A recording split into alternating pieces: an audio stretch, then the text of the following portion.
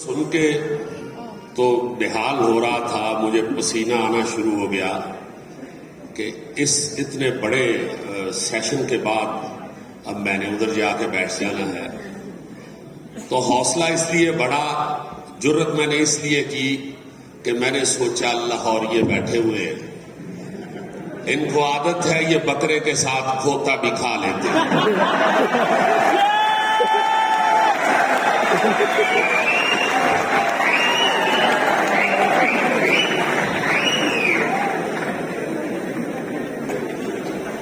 بات یہ ہے جی کہ اوپر سے سامنے منور سعید صاحب بیٹھے ہوئے ہیں۔ میری تو اس فیلڈ میں پیدائش ان کے سامنے ہوئی ہے۔ ہمارے بہت بڑے لیجنڈ فنکار اور ہمارے اساتذہ میں ان کا شمار ہوتا ہے، تشریف فرما ہے اور بہت بڑی ہستیاں یہاں بیٹھی ہوئی ہیں۔ یہ مائک میرا خیال ہے انہی کے خوف۔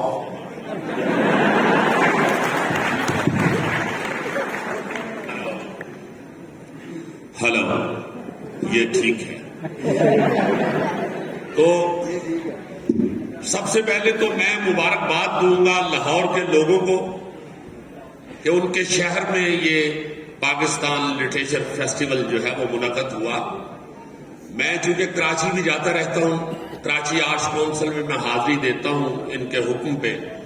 یہ جو احمد شاہ صاحب آپ کے سامنے تشریف فرما ہے، یہ پریزیڈنٹ ہیں کراچی آرٹس کونسل کے، اور یہ جس طرح کلچر کے حوالے سے محنت کرتے ہیں، ان کی بھاگ دوڑ جو ہے یہ صرف کراچی میں نہیں بیٹھے رہتے۔ آپ حیران ہوں گے سن کے کہ یہ لاہور اور پشاور اور گلگت اور اسلام آباد ہر جگہ خود پہنچتے ہیں، اور یہاں جس طرح کے ہیرے انہوں نے اکٹھے کیے، جو یہاں ابھی جن کی گفتگو آپ سن رہے تھے، یہ باقاعدہ منت سماجت کر کے ان کو راضی کرتے ہیں کہ تشریف لائیں، چونکہ ان کو احساس ہے کہ کلچر اور جو ہمارا جو لٹریچر ہے وہ کتنا اہم ہے کسی قوم کو بنانے میں۔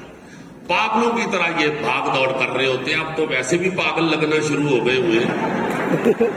میں ان کو کہتا ہوں کہ شاید آپ کو بال بنانے کی بھی میرا خیال ہے فرصت نہیں ملتی۔ میں ان کو جب دیکھتا ہوں ادھر جا کے بھاگ دوڑ کرتے ہوئے، میں بڑا حیران ہوتا ہوں۔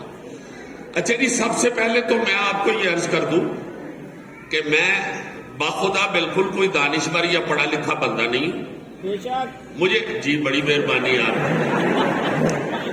میں یہ اسی خوشی میں آیا ہوں کہ میرے جیسے اور بیوقوف بھی یہاں ہیں۔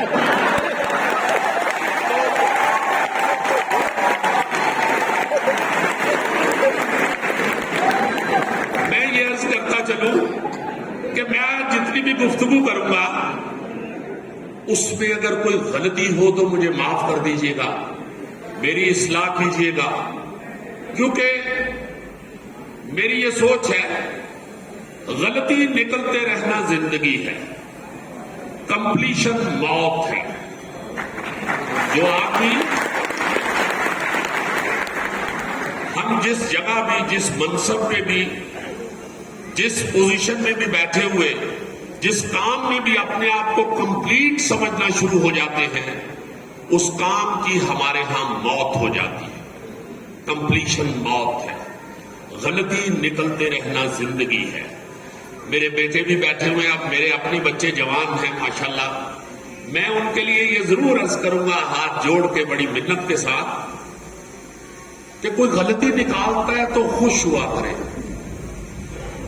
خدا کی قسم وہ خوش نصیب ہے جس کے اندر سے کوئی غلطی نکالنے والا موجود ہو، وہ خوش نصیب ہے۔ اب غلطی نکلتی کیسے ہے؟ غلطی بعد اب آدمی میں سے نکلتی ہے جب آپ اپنے اخلاق کو، اپنے ادب کو، اپنی عاجزی کو چھوڑ دیتے ہیں تو آپ کے جو ارد گرد کے لوگ ہیں وہ آپ میں سے غلطی نکالنا چھوڑ دیتے ہیں۔ باپ بھی بچے کو ایک دفعہ سمجھاتا ہے، اس کا رویہ دیکھ کے دوسری دفعہ سمجھا دے گا، اور اگر اس کا رویہ اور زیادہ بگڑے گا تو تیسری دفعہ باپ بھی نہیں سمجھاتا۔ میرا اپنا یہ تجربہ ہے، مشاہدہ ہے، میں اپنے بچوں سے بھی یہ کہتا ہوں، ادب زندگی آسان کر دیتا ہے۔ آپ نے یہ تو سنا ہے کہ بادب بامراد بے ادب بے مراد. یہ مراد سے ہٹ کے میں آپ کو بتا رہا ہوں، بے مرادی اور مراد سے ہٹ کے بتا رہا ہوں. ادب زندگی آسان کر دیتا ہے. میں نے چونکہ پہلی دفعہ جب میں یہاں آیا تو مجھے اجمل خان صاحب مرحوم جو ہیر رانجھا میں جنہوں نے قیدوں کا رول کیا تھا، میں ان کا بڑا فین تھا اور میرے وہ انسپائریشن تھے. تو مجھے وہ ایک دفعہ مرحوم مل گئے اوپن ایئر تھیٹر میں.